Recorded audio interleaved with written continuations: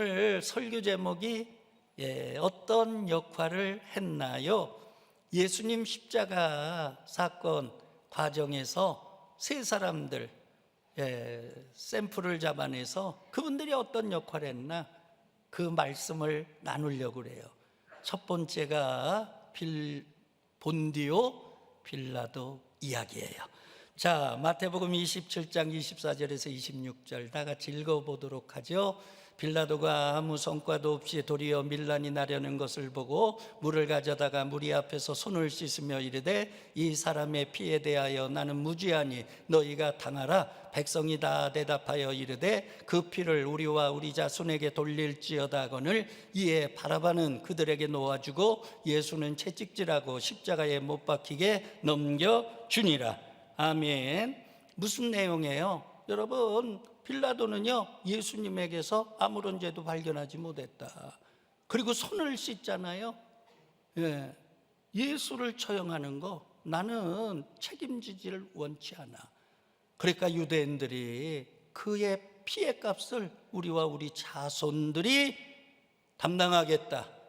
그래서 역사학자들 얘기는 예수님 십자가에 죽인 것 때문에 유대인들이 2000년 동안 땅 없이 쫓겨나서 유리방황하는 그런 아픔의 역사를 경험한 것 아니냐 하는 해석을 하는 분도 계십니다.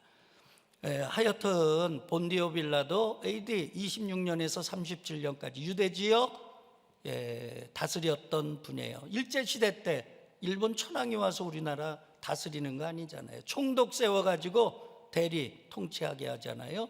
로마 제국 땅이 얼마나 넓어요.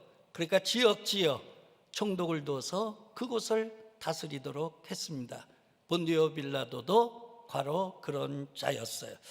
그런데 여러분, 예수님에게 죄를 발견하지 못했어. 그럼에도 불구하고 예수를 십자가에 못 박혀 죽이게 했어요. 물론 성난 군중들의 외침에 무릎을 꿇었지만은 그러나 진리 편에 선 건 아니에요. 의의 편에 선 건 아니에요. 자, 그래서 결과가 어떻게 됐죠? 2000년 기독교 역사에 예배 드릴 때마다 사도신경 고백하잖아요.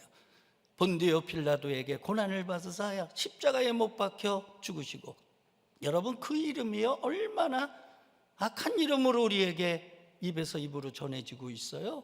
그러므로 여러분들이요 하나님의 교회에서 여러분 절대로 악한 일에 쓰임받지 않기를 주의 이름으로 축원합니다. 자, 빌라도 어떻게 재판하게 됐나 과정 봐야죠. 산헤드린 공회에서 예수님 체포했어요. 그래가지고 유대인의 왕이라 제목 뒤집어 써가지고 예수가 그랬다는 거예요. 스스로 유대인의 왕이라고 자청했다는 거예요. 조작, 날조, 허위. 예전에 그런 재판 많았잖아요. 억울한 재판들. 그래가지고 빌라도 총독에게 끌고 갔어요. 그래서 예수를 사형시켜달라고. 이 사람이 반역죄라고, 유대인의 왕이라고 그랬다고, 밀란을 일으킬 거라고. 빌라도 총독이요 능숙한 정치인이죠. 그거 몰라요? 그 사람들이 왜 데리고 왔나? 로마 권력의 힘을 빌려서 자기네들이 싫어하는 정적 예수를 제거하려고 하는 거 알았거든요. 그래서 빌라도가 재판을 하다가 중간에 여러분 헤로데게로 넘겨보내요. 갈릴리 본붕왕 헤로데게로. 갈릴리 사람 아니야? 내 재판관할이 아니야. 돌려보내. 그랬더니 또 헤롯은요 자기도 난처하니까 이 사람 예루살렘에서 잡혔잖아. 산헤드린 공회가 고소한 거잖아. 그러면 빌라도가 해야 돼. 그래가지고 예수님 재판 서로 안 맡으려고 그런 거예요. 그걸 보면 예수님이 죄인이 아니었다 하는 거 알게 되는 거죠. 그런데 여러분 봐보세요. 예수님께서요 그런 억울한 신문을 당하는데 하나도 대답을 안 해. 왜 그러느냐? 이사야서 53장 7절에 예언했거든요. 다 같이요. 그가 곤욕을 당하여 괴로울 때에도 그의 입을 열지 아니하였으며 마치 도수장으로 끌려가는 어린 양과 털 깎는 자 앞에서 잠잠한 양같이 그의 입을 열지 아니하였도다. 아멘. 여러분, 이런 재판은요 정치적 각본에 의해서 가는 거거든요. 예수님 그거 너무 잘하는 거예요. 이게 법적으로 합당하냐 불의하냐, 죄가 있냐 없냐, 이런 거 하는 재판 아니거든요. 이거 다 계획된 재판이거든요. 그러니까 예수님께서 그거 이러고 저러고 답변할 이유 없어. 그러니까 하려면 하시오. 그저 묵묵하게 입을 열지 않고 그렇게 대응했다고 하는 거죠. 막 하고 불의한 자들 앞에서 뭔 얘기가 통하겠어요? 무슨 말이 그들의 귀에 들리겠습니까? 그래서 빌라도가 여러분 다 신문하고 난 다음에 결론을 어떻게 내렸느냐? 누가복음 23장 22절이에요. 다 같이요. 빌라도가 세 번째 말하되 이 사람이 무슨 악한 일을 하였느냐? 나는 그에게서 죽일 죄를 찾지 못하였나니 때려서 놓으리라 하니. 거기 보니까 몇 번이요? 세 번. 세 번씩이나 나는 그에게서 죽일 죄를 찾지 못하였다. 여러분, 한마디로 말하면 무죄 선언입니다. 여러분, 예수님은 억울한 죽음을 당하신 거예요. 그 군중들의 압력에 무릎을 꿇고 진리를 버리는, 그래서 악역에 사용받는 그런 일이 없기를 바랍니다. 진리 편에 서기를 바랍니다. 하나님 편에 서기를 바랍니다. 의의 편에 서기를 바랍니다. 자, 두 번째예요. 여러분, 구레네 사람 시몬. 마가복음 15장 21절에 나오네요. 다 같이 읽어보도록 하죠.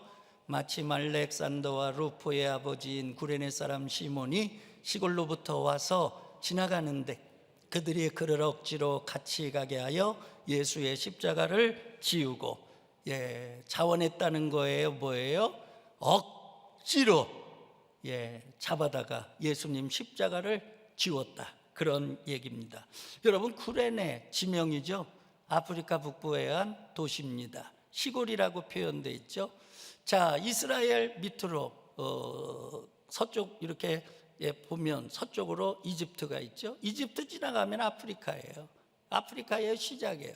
그러니까 아프리카 북부 사는 분들은 6월절에 예루살렘에 다 와서 6월절 명절을 지켰던 거예요. 구레네 사람 시몬도요. 그래서 예루살렘에 온 거죠. 자, 와가지고 6월절 얼마나 세계에서 몰려드는 유대인들의 축제니까.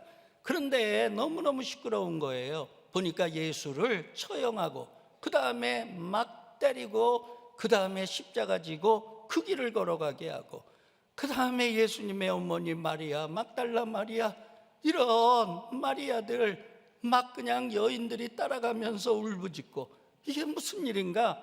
그러고서 영문도 모르고 구경하고 또 구경하고 구경하고 같이 간 거예요. 그런데 골고다 길이라고 하는 게 먼 길이 아니에요. 우리 건강한 사람이 걸어서 5분이면 걸어가요. 그런데 예수님은요, 지금 어떤 상태냐? 아주 태장으로 맞으시고 그 다음에 십자가를 등에 지시고, 더 무서운 건 채찍에 맞으셨는데 채찍 그러면 노끈 정도로 생각하면 안 돼요. 아주 쇠가죽이에요. 그 쇠가죽 끝에다가 뭐를 납덩어리를 매달았어요. 반역자들은 그렇게 그들이 고문한 거. 그 예수님이 쓰러지고 또 쓰러지고, 그 길을 5분이면 가는데 30분 걸릴지 1시간 걸릴지 3시간 걸릴지 알 길이 없어요. 로마 병정들은 지금 다급해졌습니다. 조금 있으면 해가 지면 안식일 시작이라 안식일에 사람 못 죽입니다. 그러니까 처형하다가 중단하다, 이거 어떻게 할 수가 없는 거거든요. 그래서 이렇게 보니까 구레네 사람 시몬, 아주 건장한 청년이 있어요. 그러니까 그 사람을 강제로 끌어다가 예수의 십자가를 그에게 지우고 그로 하여금 예수와 함께 골고다 길을 걸어가게 하셨어요. 이해가 되시면 아멘. 그러니까 자원한 거예요? 억지로 한 거예요? 계획에 있었던 거예요? 아니면은 우연한 거예요? 우연한 거예요. 계획에 없었어요. 여러분, 자원한 거 아니에요. 본인이 원해서 한 거 아니에요. 그냥 구경하다가 택함을 받아가서 억지로 강제로 예수님의 십자가를 짊어지고 그 길을 걸어간 거예요. 그런데 봐보세요. 여러분, 구레네 사람 시몬의 삶은요, 그 사건 이후에 놀라운 여러분 변화, 그의 삶을 송두리째 바꿔놓는 그런 변화의 사건이 된 줄로 믿습니다. 자, 성경을 공부해 보니까요, 구레네 사람 시몬이요, 예수님의 제자가 됐어요. 그리고 사도행전 13장 읽어보니까 안디옥 교회가 설립이 되거든요. 최초의 이방교회예요. 그 이방교회의 설립자가 누구냐? 구레네 사람 시몬이에요. 여러분, 그의 아내는, 로마서를 읽어보니까 사도 바울이요, 시몬의 아내를 가리켜서 그는 내 어머니요 기도의 어머니라. 그러니까 초대교회 때 얼마나 많은 사역자들 기도로 밑받침하고 얼마나 사랑이 많았던지, 바울이요 나의 영적인 어머니다. 여러분, 알렉산더가 큰아들인데, 알렉산더는 예루살렘 교회 리더가 되고요, 루프가 둘째 아들인데 로마 교회의 리더가 되고, 그러니까 초대교회 신앙의 명가가 된 줄로 믿습니다. 그러니까 하나님은 갚아주시는 하나님이에요. 내가 억지로라도 여러분 하나님의 일을 감당하면 하나님께서 갚아주세요. 그러나 주님의 사역이라면 여러분 억지로라도요, 여러분 만약에 내가 져야 될 그런 상황이 되면 그냥 지시기를 바랍니다. 할렐루야. 더 기가 막힌 거는요, 로마 제국이 기독교 국가로 바뀌는 게 콘스탄틴 황제 때문에 그렇잖아요. 그 콘스탄틴 황제가 누구냐? 구레네 사람 시몬의 12대 손이에요. 그러니까 하나님께서는요, 억지로라도 십자가 진 그 가문을 축복하시고 사용하시고 존귀하게 하시고 그 가문을 통하여 엄청난 하나님의 역사를 복원해 나가신 줄로 믿습니다. 할렐루야. 여러분, 때로는요, 내가 하고 싶어서가 아니라 상황이 내가 안 할 수 없는 그런 주님의 일을 할 때가 있어요. 그럴 때 여러분 망설이지 마시고요, 구레네 사람 시몬 생각하시고, 구레네 사람 시몬이 십자가 진 거보다는 이거는 뭐 세 발의 피다, 아무것도 아니다, 그런 생각하시고서요, 뭐 이왕 하실 거 감사함으로 하시기를 바랍니다. 자, 세 번째, 니고데모와 아리마대 요셉의 이야기예요. 먼저 오늘 본문의 내용 읽어보도록 하죠. 요한복음 19장 38절에서 39절입니다. 아리마대 사람 요셉은 예수의 제자이나 유대인이 두려워 그것을 숨기더니 이 일 후에 빌라도에게 예수의 시체를 가져가기를 구하매 빌라도가 허락하는지라 이에 가서 예수의 시체를 가져가니라. 일찍이 예수께 밤에 찾아왔던 니고데모도 모략과 침향 섞은 것을 100리트라쯤 가지고 온지라. 아멘. 자, 니고데모 어떤 사람이에요? 사내들인 공회, 오늘날로 말하면 국회의원. 자, 선생이라고 그랬죠. 밤중에 예수님 찾아왔어요. 왜? 사람들 얼굴 내 띌까 봐 몰래 숨어서 온 거예요. 자기 신분 때문에. 그런데 예수님하고의 대화에서 예수님께서 네가 거듭나야 되겠다. 니고데모는 표적이 어디서 났냐? 표적이 문제가 아니야. 네가 거듭나야, 영으로 거듭나야 돼. 여러분, 그런 대화를 통해서 니고데모는 영적으로 거듭나고 예수를 믿고 주님의 제자가 된 줄로 믿습니다. 여러분, 성경 공부를 해보니까 바리새인들이 예수님 잡으려고 그럴 때요, 여러분 이 니고데모가 예수님을 옹호해요. 어떤 그러니까 말하자면 율법을 범한 증거가 없이 사람을 체포할 수 없다. 그래가지고 예수님 체포를 못하게 하죠. 그 다음에 여러분 이 니고데모는요, 오늘 보면은 예수님의 장례를 치르기 위해서 그래서 죽은 게 아니에요. 100근이나 되는 모략과 침향을 가지고 온 거예요. 자, 봐보세요. 예수님의 제자 지금 뭐 하고 있어요? 이 상황에서 다 도망갔다고요. 꼭꼭 숨어라, 머리카락 보일라, 마가다락방에 숨어 있다고요. 그런데 니고데모는요, 과감하게 간 거예요. 예수님 시신 걷어다가 장례 치르려고. 근데 예수님 유대인의 왕, 반역죄로 지금 처형당하신 거거든요. 그럼 여러분, 예전부터 반역죄인들 시신을 거둔다? 그 목숨 거는 겁니다. 그러니까 니고데모는 용기 있는 자였다. 동의하세요? 그러니까 여러분 봐보세요. 니고데모가 사회적인 지위, 사회적인 신분 때문에 공개적으로 예수 믿는다, 예수 천당 불신지요, 이런 거는 못했지만은 자기가 처한 상황 속에서 예수님을 옹호하고 언제나 예수님 편에 서서 자기의 역할을 감당하고 또 결정적인 그런 죽음의 연장에서 예수님의 시신을 가져다가 정성껏 장례를 치렀다. 그래서 성경은요, 예수의 제자라고 그랬어요. 할렐루야. 자, 이런 사람을 가리켜서 익명적 그리스도인이라고 그래요. 이름은 드러내지 않아요. 그러나 마음은 주님을 믿고 주님에 대한 사랑으로 가득 차 있는 그런 크리스찬들, 그런 사람들을 가리켜서 익명적 그리스도인이라고 그래요. 여러분, 북한에도 그런 자가 많기를 바라고요. 여러분, 중국에도 그런 자가 많기를 바라고요. 여러분, 공산 억압 정권 때문에 드러내지는 못하지만은 니고데모처럼 주님에 대한 믿음이 살아있고 주님에 대한 사랑이 식어지지 않는 그런 익명적 그리스도인들이요, 여러분, 세계에 편만하기를 주의 이름으로 축원합니다.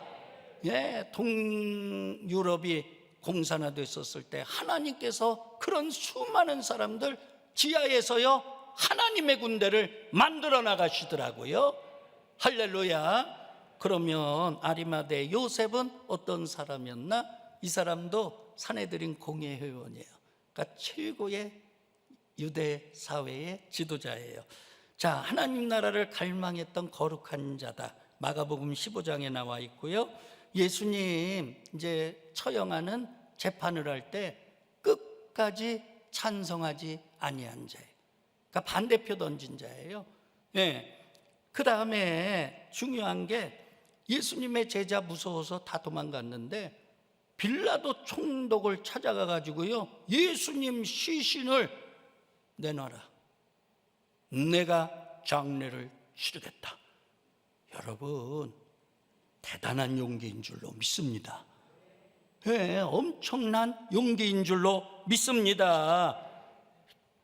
자신의 상황 때문에 공개적으로 드러내진 않았지만 그러나 자신의 조건 속에서 신분과 지위를 이용해서 예수님 편에 서고 끝까지 예수님을 위해서 헌신했던 자, 이런 사람도 믿는 공동체 안에 있다고 하는 사실을 우리가 기억할 수 있게 되기를 바랍니다.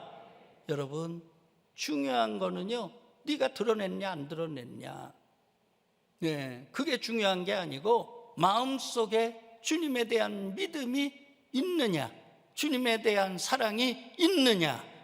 여러분, 주님은요, 성경에요, 내 제자라고 그랬어요. 내가 사랑하는 자라고 그랬어요. 그러니까 우리 주님은요, 그들의 형편과 처지 아시는 거예요. 내가 네 처지 알아. 내 신분과 내 지위 속에서 할 수 없다는 거 알아. 그러나 너 믿음 있잖아. 최선을 다했잖아. 내가 너를 사랑하노라. 내가 너를 제자라고 인정하노라. 여러분, 주님의 말씀인 줄로 믿습니다. 여러분, 코로나 상황 우리가 지속되면서 못 나오는 분들 계세요. 여러분들 정말 용기 가지고 믿음 가지고 현장 예배 나오시는 여러분들 너무 감사해요. 정말 감사해요. 예.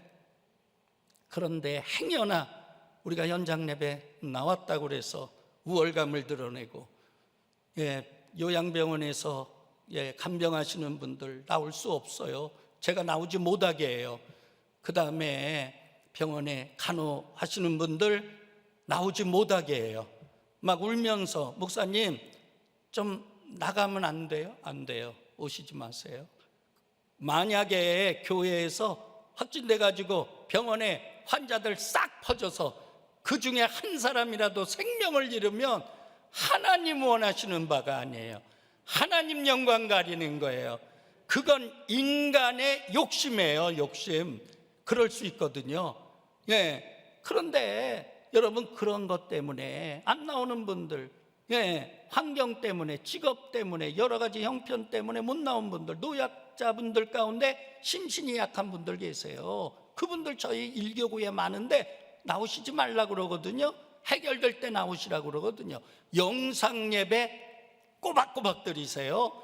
새벽 예배, 제가 대전에 가 있거나 서울에 가 있을 때 새벽 예배 영상으로 드려요. 들어가 보면은요, 우리 간호사 권사님들이 매일 새벽 기도 드려. 할렐루야, 할렐루야. 여러분, 그분들 믿음 없다고 얘기할 수 있습니까? 그분들의 믿음이 우리보다 약하다고 얘기할 수 있습니까? 그러니까 제가 얘기하고자 하는 건 뭐냐, 형편과 처지에 따라서 우리가 하는 신앙행위를 하나님은 이해하신다는 거예요.